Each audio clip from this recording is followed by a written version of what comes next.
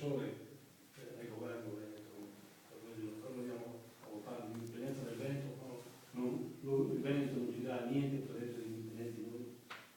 Io annuncio il nostro voto comunque, senza virare come potrei virare.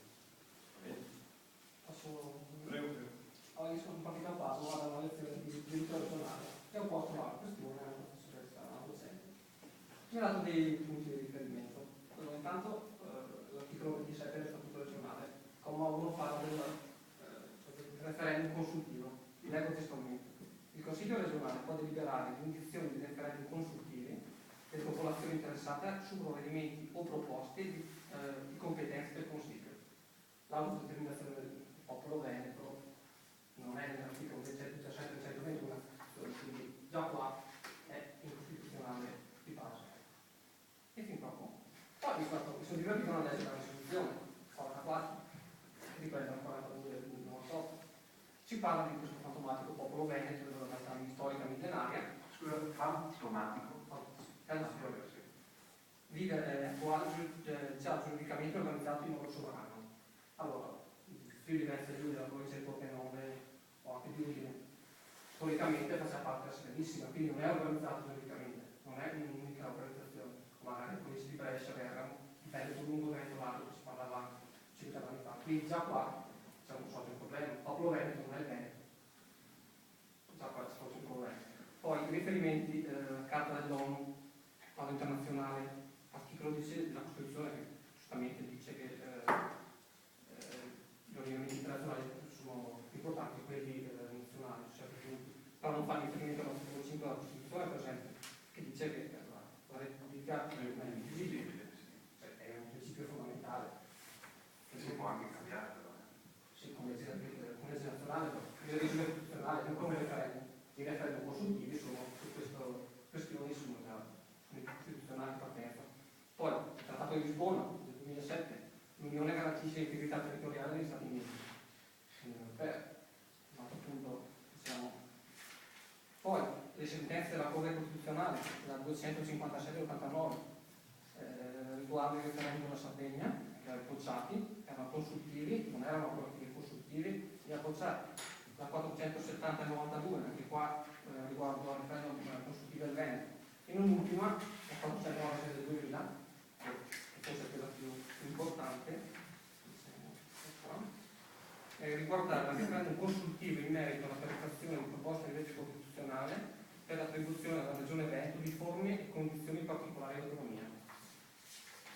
La Corte Costituzionale dichiara l'illegittimità costituzionale della legge della Regione Veneto.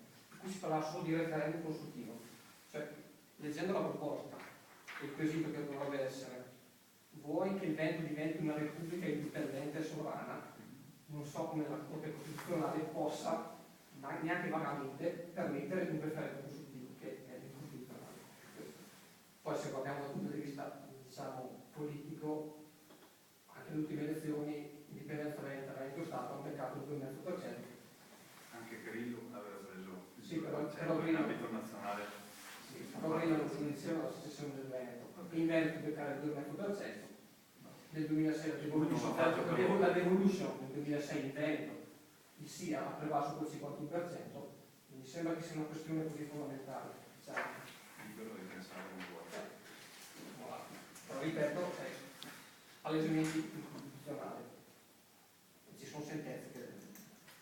Quindi secondo me sarebbe una spesa inutile, anche se mettiamo caso che la Corte non ha niente da dire, il governo stesso non impugni la legge, non è competenza regionale, si possono fare. Un referendum consultivo sull'autodeterminazione del popolo veneto non è competenza del Consiglio né del Consiglio. No, sussiste sempre un tribunale di giustizia europea, ma insomma, questa è una valutazione che non ho. Allora, intanto ti ringrazio per aver approfondito la questione, che ovviamente in termini negativi per te, ma ho ascoltato ben volentieri la questione. Ritengo però che il nostro compito si esaurisca nel momento in cui si vota un ordine del giorno, certo non andare a legiferare, certamente ancora meno dare indicazioni di sorta. Ci sono fior-fiore di giuristi, come ha detto la professoressa, e ci sono fior-fiore di costituzionalisti che possono dire la loro. È certo che con questo si apre una discussione molto ma molto importante sul vero assetto di un'Italia che così non può più stare in piedi, no? In un contesto europeo in cui ci sono delle enclave che sono le regioni a statuto speciale che gridano vendetta, assolutamente noi ne siamo alla prova, credo che si possa dire la nostra su un contesto del genere. E a dirlo saranno 4 milioni e mezzo di elettori, no, anzi no, sono 4 milioni di elettori.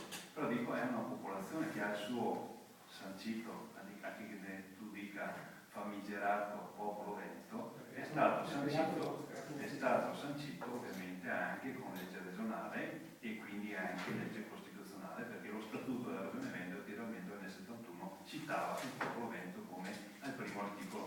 Anche quello dell'anno scorso. E anche quello dell'anno scorso. Quindi sulla questione che ci sia un popolo veneto sì o no, io non ho dubbi, forse tu li hai, ma io no. Su questo cardine, diciamo, si costruisce tutto il contesto. È ovvio che io sto pensando anche economicamente a un futuro di uno Stato che possa essere diverso da quello attuale, federato, ma certo si chiede 100 per magari avere 10, no? Ma è obbligo anche delle comunità locali, tanto noi spariremo fra 10 anni dei comuni di Castellavazzo piuttosto che di altri comuni con questa entità, non ci sarà neanche più l'ombra, proseguendo così, perché ovviamente il tolto non puoi più dare servizi e il contesto si va a cambiare. Allora il concetto è questo: si riesce a cambiare l'assetto istituzionale dei comuni, che sono il primo contatto che la popolazione ha, e non si riesce a cambiare i livelli superiori. Ma dove viviamo? In un contesto di diritto o in un contesto di imposizione? Secondo me in un contesto di imposizione. Io sono convinto che dopo un'approvazione di una normativa del genere ci sarà la massima attenzione a che cosa ne faranno gli altri comuni, ma ti garantisco che ci sono comuni in fila che aspettavano questa approvazione.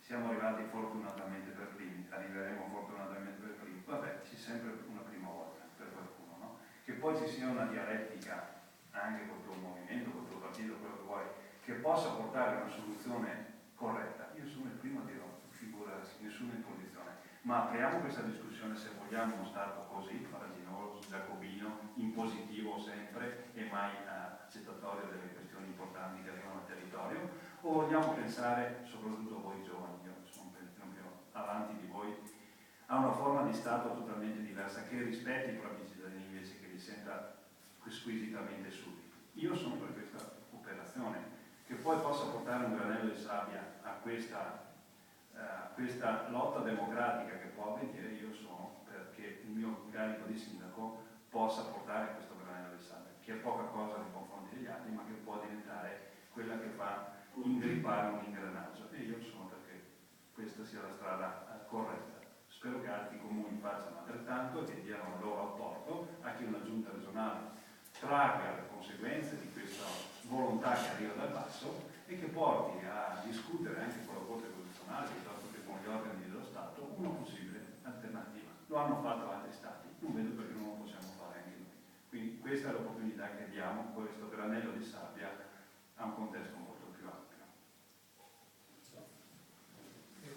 Secondo me un quesito dove si dice esplicitamente vuoi che il Veneto diventi una repubblica indipendente e sovrana? Questo è il provvedimento di legge del PDL che è stato presentato. Quindi è veramente difficile da votare sì una cosa del genere. Cioè, dopo l'ha pensato 2 anni fa in pompa magna e 150 anni in Italia. Adesso dovremo vuoi vedere se è l'Italia, se vuoi la mia opinione, la società per l'Italia, io mi sento offeso di essere rappresentante di una costituzione del genere, perché viva Dio. Migliore, perché non si può cambiare, che non si può cambiare. E allora si cambia. Sì, ma non si può cambiare attraverso un referendum dove si dichiara di volere il bene che diventa un'opinione tua. La Costituzione è che il bene non va niente agli altri, non va niente, e dopo la risoluzione di questo, perché non ha niente da dare. Appunto, ma non cambiare la testa che il governo va adesso. È sempre colpa degli altri, mai per il no, però se prendere il fuoco